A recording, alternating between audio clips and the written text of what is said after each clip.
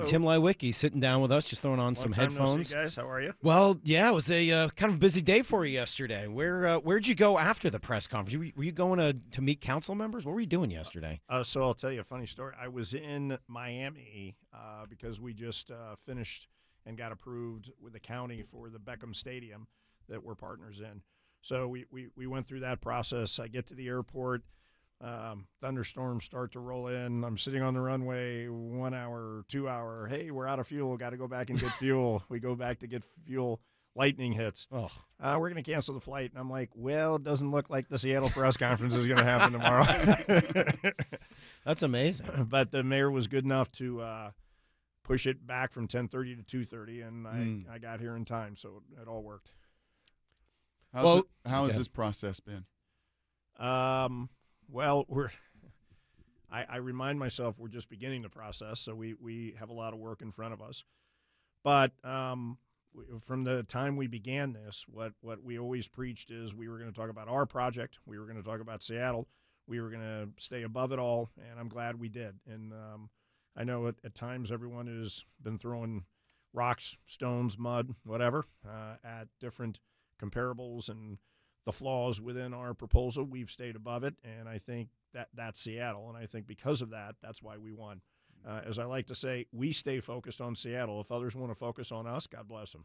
All right, so I got a whole bunch of questions and things that I want to understand a little bit better. There was a ton of news yesterday. We were just kind of running through it. Everything from the mayor actually selecting your proposal as the one that didn't have to happen. I mean, he could have chosen 0 if he had wanted to and said, hey, none of these meet our standards. He didn't. But the other piece of news that came out midday soon before the press conference was the addition of 2 new people, Bonderman and Bruckheimer, to your project. And I want to get a little sense as to, first of all, who they are. I mean, I think Jerry Bruckheimer's name is familiar to people because of his movie producing. I don't know that the name David Bonderman is going to be as familiar to an audience. Who is he? Who are they? What do they bring to this? So I've known Jerry for a long time. Jerry actually sat next to me, and I bought season tickets to the Kings. And Jerry had season tickets next to me. So during all of our Stanley Cup run back in 2012, Jerry was with us throughout the entire run. So, again, I've known him for 20 years. He's a huge hockey fan. He does an annual event in Las Vegas during the summer for all the players where they go in and do kind of a pickup game, 3 days worth of fun. I'm not sure what they do at night. Don't want to know what they do at night, but he's close with a lot of the players. Jerry has actually built an ice skating rink at one of his farms, and I think it's in Kentucky. So huge fanatic about hockey, huge fanatic about the NHL. In our time, you talk about Spielberg, you talk about some of the other producers. Well, Jerry Bruckheimer is one of the largest, most important and most successful producers of movies and television shows. Half of what you see on CBS seems to be a Jerry Bruckheimer production. So he's a wonderful guy, really smart, very intelligent, been looking for over a dozen years for the right fit for a franchise, and he's been focused mostly on hockey. Bonderman, a little bit different. He owns a piece of the Celtics, so he's a big basketball fan. And Jerry Bruckheimer's more passionate about hockey. David Bonderman is more passionate about basketball, but Bonderman also likes hockey. So they formed a partnership and an interesting friendship. They've been looking for a dozen years for the right franchise to buy for hockey. They looked at Vegas. I helped them a little bit on that and told them at the end of the day, I believe there will be a better marketplace one day. I think they're very happy they waited because nothing against Vegas. But being in a position where if I had a choice, I'd rather be in Seattle and be a partner on the team in the arena. So Bonderman, by the way, he's University of Washington graduate. His first job in 1962 was a security guard at the Space Needle. He's still very involved and active at the university. I think he's given a fair amount of money to the university. I think he's still active with the trustees at the university.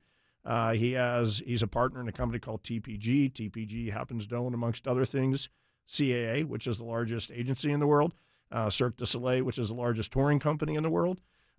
These are 2 of the more substantial human beings you're ever going to meet and 2 of the best guys you're ever going to meet. So we should expect, obviously, lots of music from The Who before any of these games because of Bruckheimer, and I would imagine he'll produce all the opening videos himself. Well, actually, these guys are going to be really involved. So Bruckheimer has a lot of thoughts on how a franchise ought to be run, how a franchise ought to be put together, what players are going to be important, how you produce a game, how you build a brand, how you go out and reach out to the community.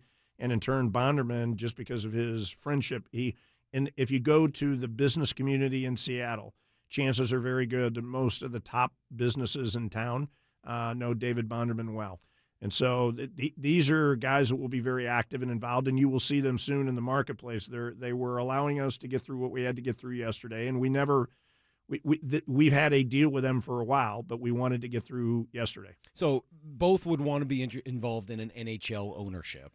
Are they interested in NBA ownership as well, or is that not part? I was a little confused on that. So not just involved in an NHL ownership. They would be the NHL. They're going to go get the NHL team, so they'll be very focused on that. So if Commissioner Bettman and the owners make a decision to expand, and it is, we've made an attempt throughout all of this not to get ahead of commissioners, and if you listen to what Gary and Adam are saying, we listen to that carefully. And what Gary's saying is, show me the building. You show me the building, and let's go. What Adam's saying is, we love Seattle. We're very fond of Seattle. But even if you get the building, there's just nothing to talk about. So David Bonderman is within the NBA family, so he knows exactly what's going on there. He is close with Adam, as are we. And what Adam continues to tell any and all that will listen is, Seattle's a wonderful marketplace, and one day we hope that basketball will be back in that marketplace. But it's not going to happen anytime in the near future because we're not expanding and no one's moving. So was this a response in some ways to have those guys there, to have this conversation over some of what we have heard? Because what we have heard from the other side, in fact, Chris Hansen sat in that seat right over there a couple weeks ago, full disclosure, and he said this about the Oakview Group when it came to their bid in this process. These third-party operators are both private companies or, private enterprises engaged in making a profit with their primary business being the music business, and neither one can own a pro sports team. So is it important to make sure that Well, first of all, that's not correct. So let's set the record. I have never, nor will I, attack any of the other bids. And we've never spread mistruths, and we're not going to. That's not how Seattle works. So I personally can own a piece of a team and intend on being a partner in the hockey team in a minority position. I've made that clear from day one. In addition to that, we will there will be cross ownership in the arena and cross ownership in the team. So David Bonderman and Jerry Bruckheimer will be partners in the arena and partners in the team. They will lead the charge on the team while we lead the charge on the arena. I will invest personally if they get a hockey team, and we absolutely will support them 100% and make sure that we are all aligned. We have partners in the arena that can't invest in the hockey team. So that's MSG and Live Nation. But we have other partners, and we're going to announce in the near future some local partners that will be partners in both the team and the arena. So this has always been about getting a team. Yes, I can invest and intend on investing in a team, and we are going to make sure that the owners in the hockey team and the owners in the arena are all aligned. Tim, I've learned over the years, one of the things I enjoy in my college football job as much as anything is sitting with the coaches. Yeah, I enjoy those 2 hours as much as any part of my job. And when a coach repeats himself a couple times, I tell my producer and director who's in the room, I always put a little check by that because I know that's some of the messaging. You've said to us now already a few times, that's not the Seattle way. That's not the Seattle way. That's not how things are done in Seattle. Is that a lesson you've learned, or is that advantageous through your brother and your brother's years here turning the Seahawks around? And how unique is the Seattle way? The Seattle way is very unique.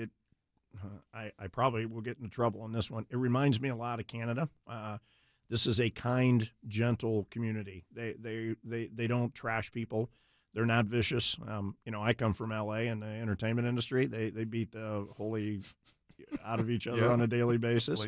That's not Seattle. Seattle is a clean, conscientious, wonderful quality of life place to live because that's how they treat each other. Big city, small town feel. 100%. And you are who you are in Seattle. And if you don't tell the truth in Seattle, you get exposed quickly. My brother who lived here for a very long time, my wife who lived here when I was courting her, my daughter who grew up here, I get the Seattle way, and it's much more. I'm a Midwestern boy, and I think that's a lot as to the values of Seattle. So when we hear people say that AEG doesn't have the wherewithal, that we're going to spin the company, that we can't pull this off, we laugh and say, well, MSG, Live Nation, OVG, Azov, Bonderman, Bruckheimer are worth more than anyone else that was in the conversation for doing an arena in Seattle. That's not true. When we hear that we can't or we're not committed to a team and all we're interested in is a profit on the arena, absolutely not true. The reason that we didn't need Bonderman and Bruckheimer for their checkbook, we needed Bonderman and Bruckheimer to lead the charge on getting teams here. And we couldn't have found better partners because Bonderman comes from the NBA family, and there's no one that the league, I believe, wants more into the NHL family than Jerry Bruckheimer. Are you confident that this process that you'll now start with the mayor here, once he's authorized by the council, can be as transparent as it needs to be through the Seattle way? Because that's another thing that Chris had to say about the nitpicking that's gone on his deal over the last 8 years, and he sure hopes that Oakview, as it turns out, gets nitpicked the way his deal does. Here was Chris. Look, guys, you spent 5 years nitpicking every little part of our proposal, right? And like every little, I don't just mean financially. I mean like traffic and the port and like, various issues that came up, from overpasses to do the same thing with these guys, man. Like there's a lot of details here that they have purposely glossed over since they released their proposals, their responses to the RFP. A historical tax exemption has been brought up. We hear all of this stuff. I mean, are we, and as OVG, prepared for the transparency that I think a lot of the folks, sports fans, are going to want to see and hear? Yeah, so let's start with an important premise and difference between other proposals that have been made and ours. Other proposals, including Chris's when he made it, asked for money. We haven't, period. No matter what people say about our proposal, let me make sure that we once again explain it. It's roughly $600 million to build a new arena underneath the roof. We're going to keep the roof, and that allows us to get historic tax credits. Those historic tax credits don't come out of the city's pocket. That is another falsehood. So let's make sure we understand that. We will apply for that at the end of the day and hopefully be able to qualify for that. We are not asking for bonds. Both of the other bids did, Chris originally and AEG. We're not. We understand there's better use for the city of Seattle's money. Spend it on transportation, spend it on security, spend it on education. We'll go build the arena. We get that. We are paying for it 100%. We are taking all the revenue that they currently generate at Key Arena, which means the rent, the parking tax, the parking proceeds, the admissions tax. We guarantee the city they will always get that amount of money on an annual basis forever now. They never go backwards. There's no money out of their pocket. We then take new revenue generated from admissions tax or parking proceeds, and there will be a split of those new revenues between us and the city. So the city will actually benefit and profit above and beyond what the deal is. So please nitpick our proposal. Please rip it apart. There will be complete transparency. It's one of the great private-public proposals ever made. And we said from day one, and I will repeat again, and we will bring this before the council, and everyone will see it. We are not asking for a penny to go build this arena. We are sharing the upside of the revenue that will be created, and we are guaranteeing the city that they will make as much money going forward forever as they currently make on Key Arena. We are going to make sure we do this without risk to the taxpayers, period. Tim Leiweke with us here on Brock and Salk. I want to move on from Hanson in just a moment. Last question on that, and then some other stuff, because there seems to be some dispute that emerged yesterday. You, in your press conference, mentioned a couple of times that you guys had been in contact, and you publicly invited him to join your project, saying that this would be the one that would get done. Apparently yesterday at an event that he was already speaking at, he denied that and said that you guys had not been in touch in years and years. Can you help clear up what's happened? Okay, hold on. This is the way I do things, okay? Oh, no. We don't lie, ever. And we're not going to, so... Tim's on his phone. Let me do the play-by-play of this. There you go. Play-by-play guy says Tim Leiweke is on his phone, and he's now handed it to Brock. Read the date. That's Hanson with two N's, though. What's the date on that, Brock? That is 10/30/16. And who's the email from? Yeah, Chris. Yeah, okay, thank you. So, look, I admire. I'll just read the Chris. first two words. It sounds good. Was the first two words. So there had been some communication back and forth. Yes, in October, in November. By the way, we've met personally with Wally Walker. I admire Chris, and I admire Wally. I admire their entrepreneurial spirit. I admire 7 years' worth of hard work here. Chris has said, and he said in the email, and he has said to me since then, he's interested in bringing the NBA back to Seattle. Great. Come join us, because we have an NBA owner that's part of our group here. And by the way, we are extremely well regarded within the NBA community. 17 of the NBA owners are my partner on our arena alliance that we own at OVG. We get along extremely well with the NBA owners. Michael Reinsdorf is an equity partner of ours in some of our ventures together. Please join us, Chris, and we will allow you to get the goal that you said drove you from day one. Let's bring the NBA back here. But it's going to be Seattle Arena, in all due respect. We do have the faith and the conversation, the communication, and the relationships with the NBA, but it's going to be the NHL that comes first. And so I will never say a bad word about Chris. I understand they accuse us of misrepresenting the facts.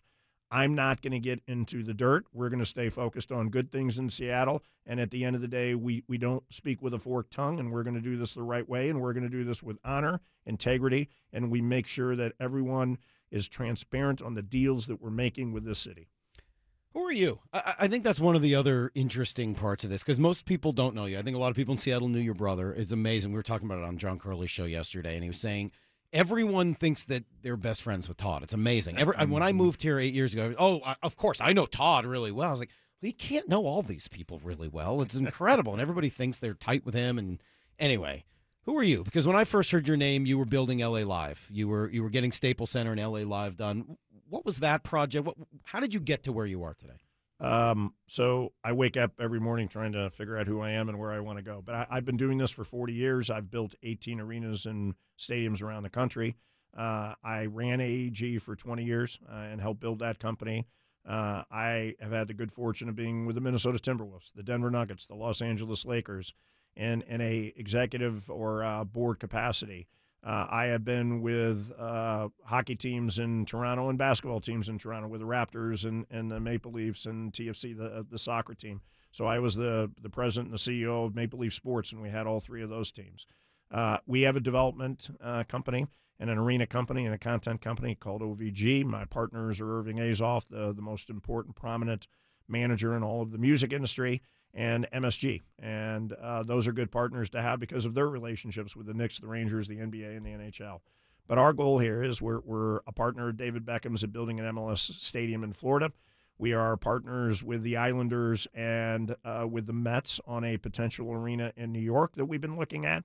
We are looking at doing a project in Baltimore with Kevin Plank. We are looking at bidding on a project in Austin for a new arena with the University of Texas.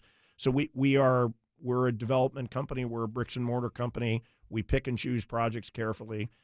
We have lots of other alliances and relationships in the arena facility business. And then finally, we're entrepreneurs. So we started up a security company for facility counterterrorism because of what's going on in the world with Commissioner Bill Bratton from New York and Los Angeles. So we do a lot of interesting things. We have a lot of interesting partners. We're a fairly big company, but this is our number one project. This is our number one priority, and I've been doing it for 40 years, and it's the greatest project I've had the chance of being involved in my career. Can we steal you for 15 more minutes? Sure. We got the approval from the other room. Okay. So we're going to take a real quick break. There's a lot of people in the other room. I know. So how I don't you know all which doing one of in them the said other room? yes. I'm going to give you 5 minutes. We're going to blame about Lance. This. How's Yeah, I'm that? going to give you 5 minutes, though, to think about this one, because all of that experience, you've chatted with a lot of boards. Right? You've sat in front of a lot of boards with your presentation. Your board is the Seattle sports fan. And I'm going to tell you right now, and the polling numbers are skeptical, is cynical, that feels like outsiders have ripped and torn their sports hearts before. And I want to know, and speaking to the board, this new board, the Seattle sports fan, what is the biggest challenge? They hear all of this, but I want to know from your seat that you're sitting in, what will be the biggest challenge over the months and the years ahead that we can all hopefully get behind and support one day. All right, we'll do that coming up next. More with Tim Leiweke. It is Brock and Salk.